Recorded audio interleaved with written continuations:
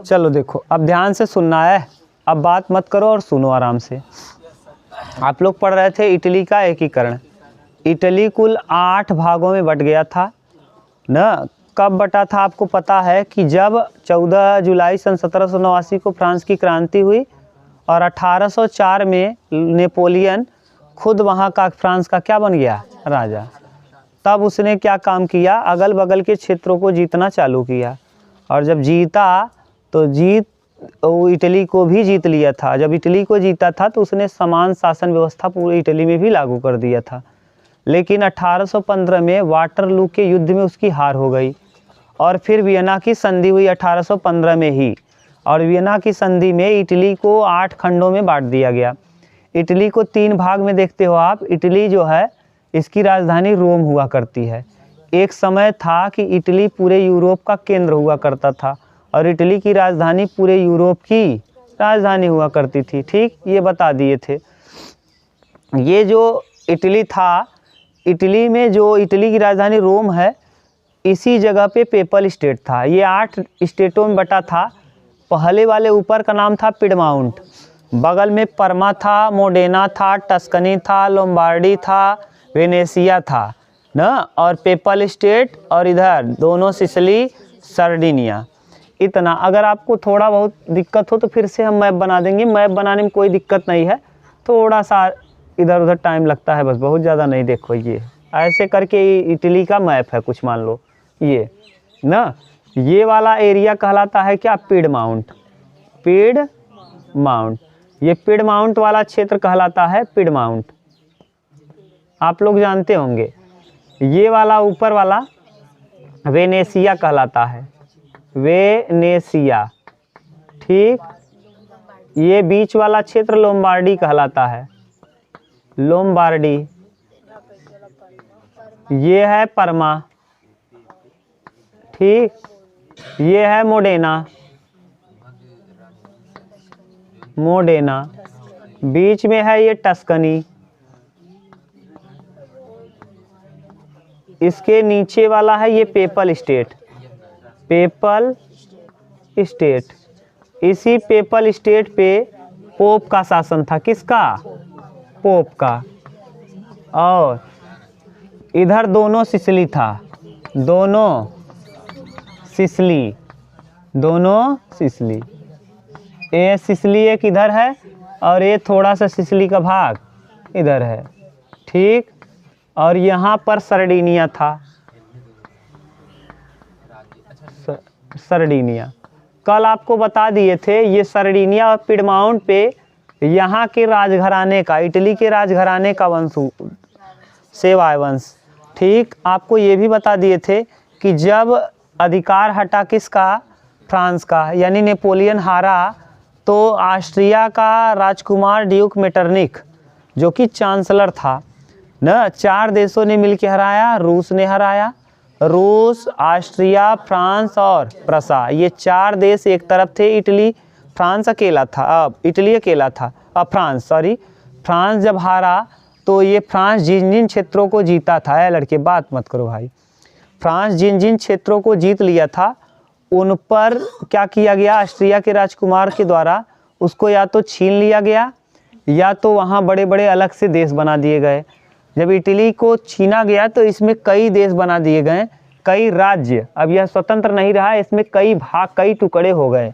ये पिडमाउंट और सर्डिनिया जो था, इस पर इटली के ही राजघराने का अधिकार रहा, सेवाय वंश का। ये वेनेसिया, लोम्बार्डी, परमा, मोडेना और टस्कनी, इन क्षेत्र पर, ये उत्तरी इटली कहलाता है। इन सभी क्षेत्रों पर, इतने पर, वेनेसिया, लोम्बार्डी, परमा, मोडेना, टस्कनी, इस पर ऑस्ट्रिया का अधिकार रहा, ऑस्ट्रिया। ठीक, ऑस्ट्रिया, जिसका राजकुमार खुद ड्यूक मेटरनिक था। पेपल स्टेट पर पोप का शासन था। पेपल स्टेट पे किसका, पोप का। नीचे दोनों ही सिसिली पर बोर्बो वंश, स्पेन के बोर्बो वंश का। किसके, स्पेन के बोर्बो वंश का, स्पेन के बोर्बो वंश का, बोर्बो वंश का। देखो हम फिर से रिपीट कर दे रहे हैं, जैसे आप कुछ छूटा उटा हो तो हो जाए काम। ये जो पेपल स्टेट है ये इटली के एकीकरण की सबसे बड़ी बाधा थी।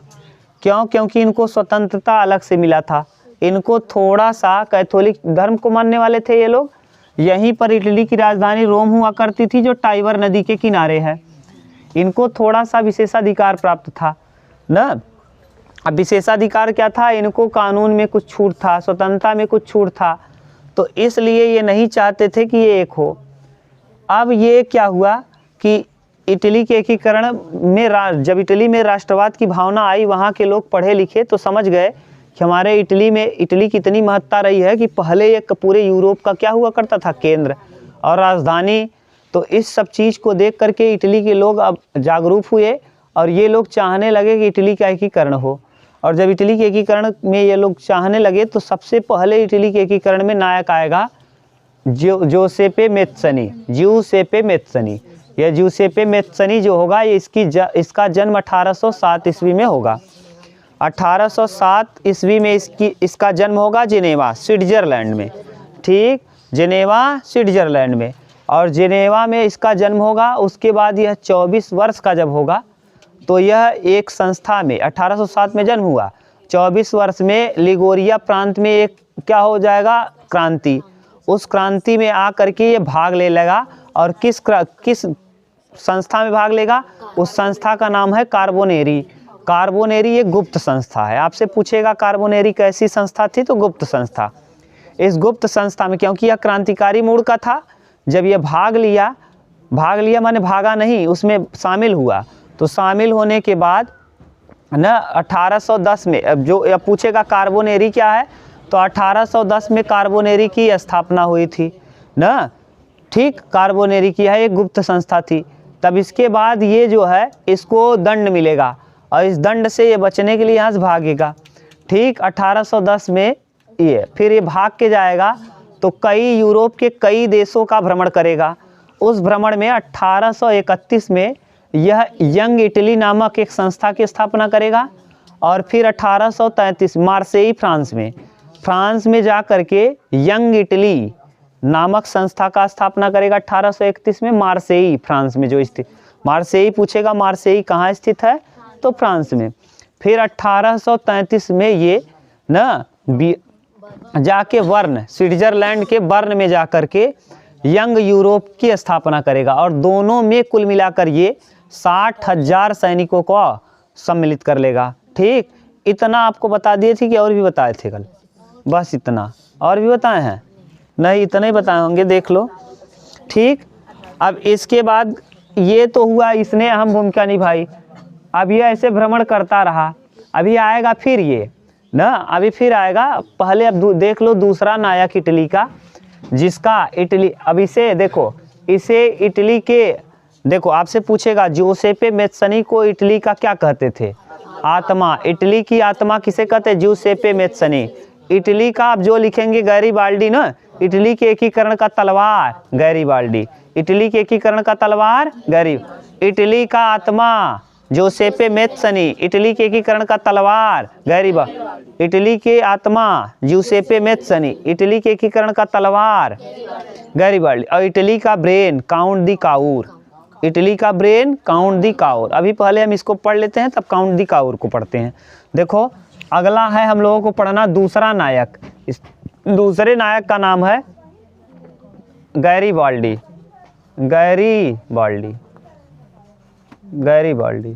अब ध्यान से सुनना इसके विषय में। बिल्कुल सेम जन्म उसका कब हुआ था? मैत्सनी का 1807 में। सेम टू सेम घटना 1807 में भी इसका भी जन्म होगा। बिल्कुल सेम मैत्सनी के समय में भी इसका भी जन्म हुआ। 1807 में इसका जन्म हुआ है।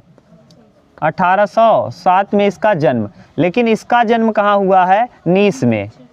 कहाँ? नीस। नीस दक्षिण अमेरिका का एक देश है, दक्षिणी अमेरिका में। दक्षिणी अमेरिका ना। इसके पिता एक नाविक थे। क्या थे? नाविक। इसके पिता नाविक थे और वो चाहते थे कि ये पढ़ लिख कर एक सभ्य आदमी बने ना। यह राजतंत्र का समर्थक था। किसका? राजतंत्र का। इसके पहले जो था ज्यूसेप्पे मैत्सनी, वो गणतंत्र का समर्थक था, जबकि ये राजतंत्र का समर्थक था। समर्थक। ठीक, ये राजतंत्र का समर्थक था। ये इसके पिता नाविक थे और इसीलिए वो चाहते थे कि पढ़ लिख कर एक अच्छा आदमी बने, लेकिन इसका मन पढ़ने लिखने में नहीं लगता था। इसका मन पढ़ने लिखने में नहीं लगता था। तो ये क्या किया, ये नाविक के रूप में काम करना, ये भी नाव चलाने लगा। नाव चलाने लगा तो लगभग 10 वर्षों तक लगातार ये नाविक का काम किया। 10 वर्षों तक। कितने वर्षों तक? 10 वर्षों तक नाविक के रूप में कार्य किया, जिस वजह से इसको पूरे भूमध्य सागर का ज्ञान हो गया। याद करो, भूमध्य सागर कहाँ स्थित है? इटली के दक्षिण में, और इटली इसके उत्तर में है। भूमध्य सागर के उत्तर में इटली है और इटली के दक्षिण में भूमध्य सागर है। उत्तर दक्षिण समझ रहे हो ना? नीचे, अगर इटली से कहोगे इटली के नीचे है तो दक्षिण। इटली कहाँ है? भूमध्य सागर के ये है भूमध्य सागर। भूमध्य सागर, भूमध्य सागर। तो भूमध्य सागर के कहाँ है? ऊपर, तो यानी उत्तर में, और इटली से दक्षिण में भूमध्य सागर है। ठीक, ये 10 वर्षों तक नाविक के रूप में जब काम किया, कौन? गैरिबाल्डी। तो इसको भूमध्य सागर का बहुत अच्छा ज्ञान था, लेकिन एक क्रांति हो गई उसी बीच ना। देखो यहाँ क्रांति लिखवाए होंगे। पिडमाउंट के नौसैनिकों का विद्रोह हो गया ना 1833 में।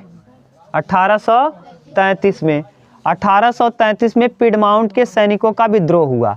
पिडमाउंट, अब पिडमाउंट देखो ये है, यहाँ के सैनिकों ने, नौसैनिकों ने पिडमाउंट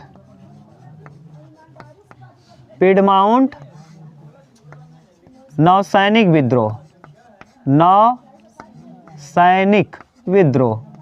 अब देखो ध्यान समझो इसको, विद्रोह।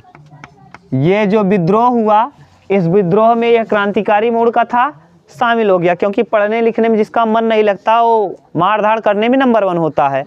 ये मार धाड़ करने में नंबर 1 था, मार कर लिया जाके, और सबसे भयानक मार में शामिल यही हुआ। इसीलिए इसको फांसी की सज़ा मुहैया की गई। किसकी सज़ा? फांसी। लेकिन फांसी की सज़ा जिस दिन मिलने वाला था वो किसी तरीके से ये भाग गया। और यही कौन? गैरिबाल्डी। गैरिबाल्डी जब भागा तो भाग करके ये चला गया दक्षिणी अमेरिका, और दक्षिणी अमेरिका में एक कैबरे द्वीप था ना, वहाँ उस द्वीप को जा करके ले लिया और वहीं पर खेती करना चालू किया। और वहाँ जा करके इसने लाल कुर्ती सेना, कौन सी सेना? लाल कुर्ती सेना। तो जा करके ये कहाँ चला गया? ये दक्षिणी अमेरिका गया। दक्षिणी अमेरिका भाग गया। कहाँ? फांसी की सज़ा मिली, दक्षिणी अमेरिका भागा, और दक्षिणी अमेरिका में भाग करके ना वहाँ किसान का जीवन व्यतीत करने लगा। किसका? किसान। लेकिन इसका मन यहीं लग रहा था, तो इसने वहाँ जा करके एक सेना का गठन किया, लाल कुर्ती सेना। आपसे पूछेगा लाल कुर्ती सेना का गठन किसने किया? गैरिबाल्डी। लाल कुर्ती सेना का गठन गैरिबाल्डी। तो गैरिबाल्डी वहाँ लाल कुर्ती सेना का गठन करेगा, और ये लाल कुर्ती जो सेना है ना, ये बहुत ही प्रशिक्षित सेना है, माने बहुत अच्छे तरीके से कोई चीज़ युद्ध में शामिल होगी, लड़ेगी। ठीक, तो लाल कुर्ती सेना का कौन गठन करेगा? गैरिबाल्डी। गैरिबाल्डी दक्षिण अमेरिका जाएगा, क्योंकि इसको फांसी की सज़ा मिल गई है, भाग के जाएगा। तो वहाँ जा कर के एक द्वीप पर रहना चालू करेगा, और उसी द्वीप पर रहते हुए ये एक बड़ी सेना का गठन कर लेगा, जिसका नाम है लाल कुर्ती सेना। और 1848 में युद्ध होगा यहाँ, और इस युद्ध में देखो 1848 में युद्ध होगा। 1848 अपने स्वदेश लौटेगा ये, और स्वदेश में आएगा। उस समय लड़ रहे थे स्वदेश में ऑस्ट्रिया और इटली। कौन कौन? ऑस्ट्रिया और Italy. Austria plus Italy. Austria और इटली का युद्ध था। इटली। लेकिन इटली क्या हो जाएगा? हार जाएगा, और इटली फिर हारेगा तो ये पुनः फिर भाग जाएगा। कहाँ? वहीं। जब इटली हार जाएगा, देखो 1848 में आया, यहाँ अपने सेना के साथ आया, लगभग 30,000 सैनिकों को है इसमें कितने सैनिक हैं? 30,000 सैनिक हैं। 30,000, तो 30,000 सैनिक को लेकर के आएगा, लेकिन बेचारा लड़ेगा और लड़ने से जीत नहीं पाएगा। और जब ये जीता नहीं तो पुनः कहाँ लौट जाएगा? पुनः वहीं चला जाएगा, और फिर खेती बाड़ी करना चालू करेगा जहाँ है। और हाँ, दक्षिणी अमेरिका में फिर जाएगा। लेकिन संयोग से 1854 में क्रीमिया युद्ध होगा।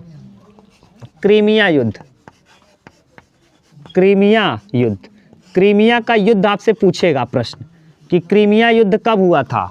1854 में। 1854 में क्रीमिया युद्ध होगा। और इस जब क्रीमिया युद्ध होगा ना, तो इसी समय जो घायल सैनिक रहेंगे उन घायल सैनिकों को फ्लोरेंस नाइटिंगेल दवा देंगी, इलाज करेंगी। जाके जैसे लालटेन ले लेंगी, जो लोग क्रीमिया युद्ध में घायल होंगे उनको जाके दवा देंगी, ट्रीटमेंट करेंगी। कहाँ लगा है, जो बाप बाप चिल्ला रहा है उसको देखेंगी, पट्टी बांधेंगी, खून पोंछेंगी, ये इनका काम रहेगा। तो इनको लोग प्रेम से सिस्टर कहेंगे। क्या कहना चालू करेंगे? सिस्टर। और यहीं से 1854 से ही महिलाओं को, जो डॉक्टर नहीं है, डॉक्टर के अतिरिक्त जो हैं उनको क्या कहते के बुलाते हो? सिस्टर। सिस्टर शब्द कहाँ से आया समझ गए? 1854 के किस युद्ध से? क्रीमिया युद्ध से। और किनके नाम पे आया है? Florence Nightingale. लिखो कि क्या लिखना चाहो तो लिख लो, क्या नाम है उनका? Florence Nightingale. क्रीमिया युद्ध में कौन? फ्लोरेंस। इतना उतारो तब बताएं अब। Florence Nightingale.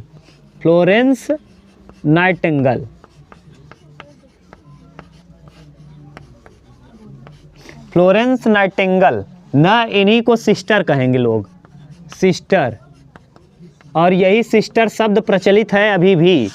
जो महिलाओं को लोग सिस्टर कहते हैं, जो डॉक्टर हैं, वाइट कलर का नर्स पहन के नहीं आती हैं, क्योंकि ये सेवा कर रही थी। कटा पिटा रहता था, या मरीज ही है ना, जो लड़ भिड़ गए समझ लो मरीज ही हैं, अब इनका सेवा करती थी। इन्हीं वजह से अब सिस्टर शब्द प्रचलन में आया। तो आप समझ गए कि सिस्टर कहाँ से आया है। यही सिस्टर शब्द अब सिस्टर कहते हैं।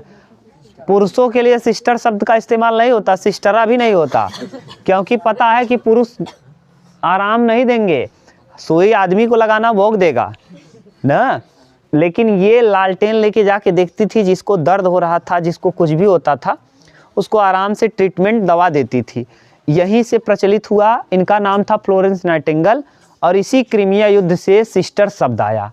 ठीक, उतार लो, तब हम आगे देखते हैं इसको। अब बात मत करो, ये सही है ना। अब देखो है, यहाँ आप लोग ये गलत हो गया है। दक्षिणी अमेरिका नहीं भैया, दक्षिणी इटली। इटली को नागरिक होगा तभी तो इटली के लिए लड़ेगा ना, ये गलत हो गया है। दक्षिणी इटली लिख लो। अरे यहाँ सही है, ये भाग के जाएगा ना। जब इसको फांसी की सज़ा मिलेगी तो ये भाग जाएगा कहाँ? दक्षिणी अमेरिका। इटली में रहेगा तब तो पकड़ा जाएगा ना भैया, भाग के कहाँ जाएगा? दक्षिण अमेरिका। अब यहाँ समझो, यहाँ से टर्न होगा गेम 1854 से। 1854 में जब क्रीमिया युद्ध होगा ना, ध्यान से देखो, यहाँ का जो शासक है पिडमाउंट का, इस पिडमाउंट का शासक का नाम है विक्टर एमनुअल ना। ये पिडमाउंट का शासक, क्योंकि ये पिडमाउंट क्या है? राजघराना है किसका? हाँ, इटली के राजघराना सेवाय वंश का। समझ गए? तो विक्टर, यहाँ का राजा जो होगा ये विक्टर एमनुअल है। विक्टर एमनुअल एक बहुत अच्छा काम करेगा यहाँ। देखो ध्यान से सुनो, यहाँ सरडिनिया यहाँ है ना, पिडमाउंट, और नीचे क्या है? सरडिनिया। छूट गया सरडिनिया, लिख दो, ये मिट गया सरडिनिया। ये है क्या? सरडिनिया। अब देखो है, 1854 का जो क्रीमिया युद्ध होगा, इसका क्या क्या? 1854 में कौन सा युद्ध? प्रश्न बहुत बार आया है ये। हाँ, क्रीमिया युद्ध। एक बार यूपीपी में भी ये आया है कि क्रीमिया युद्ध कब हुआ? 1854 में। देखो इस तरह, इसमें क्या अच्छा काम किया। यहाँ का राजा था पिडमाउंट का विक्टर एमनुअल।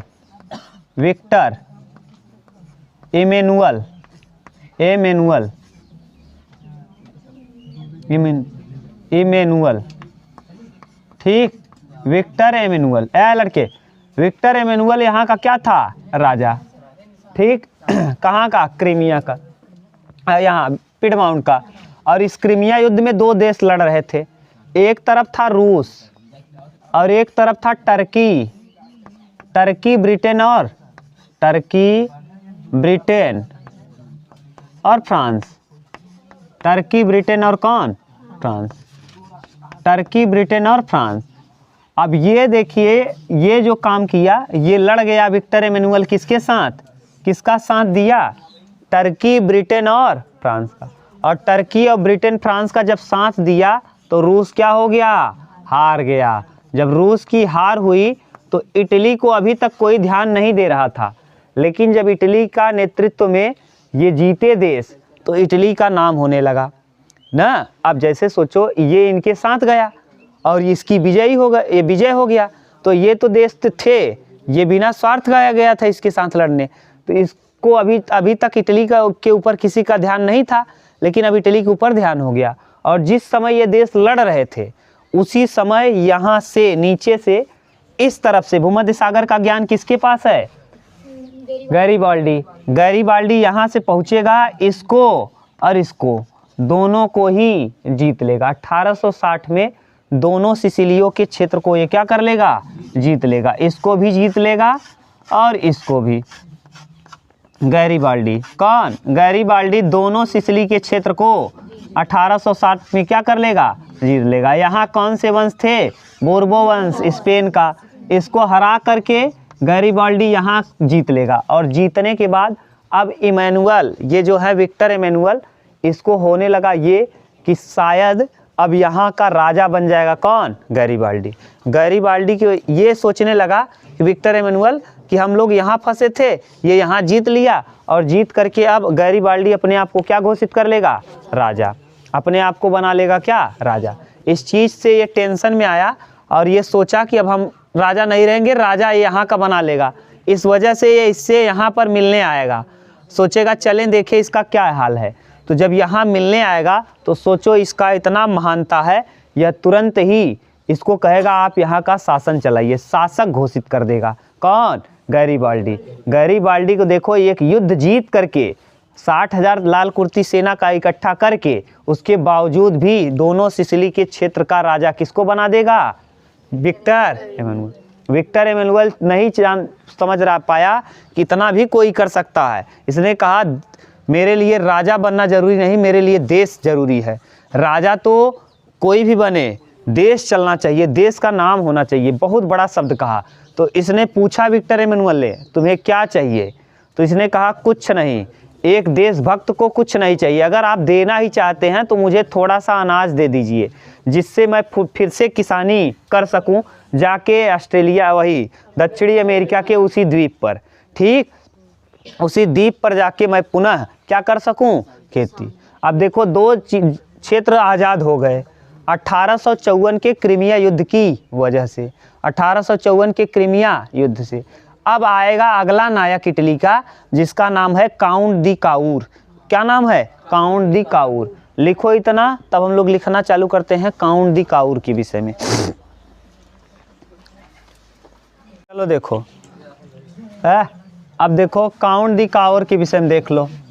अब विक्टर एमेनुअल समझ गए ना, 1860 में विक्टर एमेनुअल कहाँ का राजा, इधर का भी, सिसिलियों का भी राजा बन गया, ठीक। 1860 में यहाँ के बोर्बो वंश का अंत हुआ। अभी देखो अभी और बच गया है, अभी क्या क्या बच गया है, ये लोम्बार्डी, वेनेसिया, परमा, मोडेना, टस्कनी, ये 1867 में आज़ाद हो जाएंगे। कब, 1867 में। ये 1867 में ये आज़ाद हो जाएगा।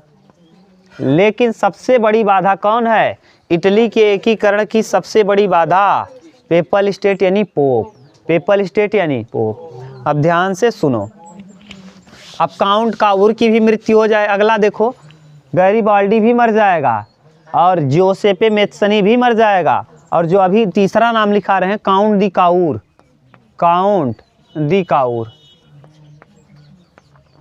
इसकी भी मृत्यु हो जाएगी। काउंट दी काउर का जन्म 1810 में हुआ है ना, ट्यूलिए में, ट्यूलिए में। यह थोड़ा सा पढ़ा लिखा अच्छे घर से था, इसलिए यह सेना में क्या था, इंजीनियर, सेना में इंजीनियर, इंजीनियर ना। यह समाचार पत्रों का भी संपादन किया करता था, समाचार पत्र का संपादन, समाचार पत्र का संपादन, पत्र का संपादन। एक चीज़ और, ये थोड़ा सा बुद्धिमान था, इसीलिए यह राजनीति में भाग लिया। राजनीतिक तथा कूटनीतिक दोनों था, राजनीतिक एवं कूटनीतिक दोनों था ना। कूटनीतिक, ये राजनीतिक भी था, कूटनीतिक भी था। 1850 में यह सांसद बना। क्या बन गया? सांसद बना। ठीक, यानी सोचो, ये नेतागिरी में भी भाग आजमाया और नेता भी बना। और क्या हुआ? 1867 में यहाँ क्या बना? इसे इटली का, माने इसे इटली का ब्रेन कहते हैं, ब्रेन ऑफ इटली किसे कहा जाता है? हाँ, काउंट दी काओर को ब्रेन ऑफ इटली के नाम से, ब्रेन ऑफ इटली, इटली। ठीक, अब देखिए सभी के सभी एकत्रित तो हो गए ना। ये इतना प्रभावशाली था, इतना बोलने में अच्छा था कि इसका साथ सभी लोग देने लगे। ये अच्छे से बोलता था, इतना बढ़िया संबोधन करता था कि ये सभी के, इसकी जनता, ये पिडमाउंट जो है यहाँ, इधर सब जनता इसके साथ आ गई। और यह मित्र भी था विक्टर एमैनुअल का।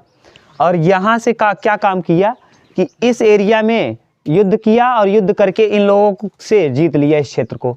इस क्षेत्र को तो जीत लिया, लेकिन यहाँ इसकी हिम्मत नहीं पड़ रही थी कि इसको लड़के जीते। क्यों? क्योंकि याद करो, यहाँ रहने वाले लोग कैथोलिक चर्च के हैं। अगर इनके ऊपर वार करोगे तो पूरा यूरोप भड़क जाएगा, क्योंकि पूरे यूरोप में किस धर्म को मानने वाले हैं? अगर इस कैथोलिक धर्म के धर्म गुरु को मारोगे तो वहाँ के लोग शांत नहीं रहेंगे। इसीलिए यह यहाँ युद्ध नहीं किया। अब हुआ क्या फिर? तो ये वेट करता रहा, ये वेट करता रहा। क्यों? क्योंकि यहाँ पर फ्रांस की सेना भी रहती थी। यहाँ किसकी सेना रहती थी? फ्रांस की सेना के निगरानी में, फ्रांस की सेना के निगरानी में रहता था। सेना की निगरानी, फ्रांस की सेना की निगरानी में कौन रहता था? PayPal state. एक समय आया 1870, उस 1870 में जब युद्ध चालू हो गया, कहाँ? प्रसा और फ्रांस के बीच में। 1870 एक समय आ गया, तब तक सब खत्म हो गए थे। 1870 में प्रसा और किसके बीच? फ्रांस के बीच। प्रसा और फ्रांस के बीच युद्ध चालू हुआ, यानी जर्मनी और फ्रांस के बीच। प्रसा यानी जर्मनी। और तब ये फ्रांस अपनी सेना बुला के कहाँ लड़ने के लिए भेजेगा? प्रसा में। और ये एरिया हो जाएगा खाली। सभी पर अधिकार हो चुका था, यही एक बचा था। कौन? पेपल। और पेपल स्टेट में थी फ्रांस की सेना। इतना लड़ने का ताकत नहीं था, क्योंकि अगर यहाँ पे आप पेपल स्टेट में लड़ते तो फ्रांस की सेना को मारते, तो फ्रांस के साथ साथ जो यूरोप के लोग जो कैथोलिक धर्म को मानने वाले थे, सभी लोग आके लड़ने लगते। फिर से इटली जो जुड़ा था इतना, ये क्या होता? टूट जाता खंडों में। इसीलिए विक्टर एमैनुअल मौके का तलाश करता रहा, और तब तक तीनों के तीनों नेता मर चुके थे। लेकिन समय आ गया, 1870 में युद्ध हुआ, फ्रांस को अपनी सेना बुलाना पड़ा, और ये इस पे 1870 में इटली पूर्ण रूप से क्या हुआ? एकीकरण हो गया। इटली का पूर्ण रूप से एकीकरण 1870-71 के दशक में हो गया, दौरान हुआ। 1870-71, तो आपके यहाँ शायद 1870 दिया होगा। तो पूर्ण रूप से इटली का एकीकरण कब हुआ? तो अंतिम रूप से इटली में कौन? इटली का अंतिम रूप से एकीकरण होने वाला राज्य कौन था? PayPal state. जहाँ किसका शासन था? पोप का। जहाँ किसका शासन? अब आपको लग रहा है कि कंप्लीट हम बता दिए। बोलो, कोई दिक्कत हो तो आप पूछ सकते हो। कहीं भी इटली में अगर कहीं दिक्कत आपको समझ में आए तो आप पूछ लो। सबसे बड़ी बाधा पूछेगा पोप या पेपल स्टेट। अब पूछेगा इटली के एकीकरण का वास्तविक संस्थापक कौन था? नेपोलियन। कौन था? इटली के नायक कौन कौन थे? 3, मेत्सनी, काउंट दी काओर, गैरीबाल्डी। इटली के एकीकरण का तलवार किसे कहते हो? गैरीबाल्डी को। इटली का ब्रेन ऑफ इटली किसे कहते हो? काउंट दी काओर को ना। सोल ऑफ इटली किसे कहते हो? जोसेपे मेत्सनी, जिउसेपे मेत्सनी को। इटली का एकीकरण कंप्लीट कब हुआ? 1870 में। अंतिम रूप से कौन शामिल हुआ? PayPal state. PayPal state. ठीक। अगर अब कहीं आपको दिक्कत हो तो पूछ लो, और नहीं तो आप अब टिक करना, सबका सब आपका होगा। अगला है जर्मनी का एकीकरण। हेडिंग डालो, जर्मनी का एकीकरण। ठीक, बस।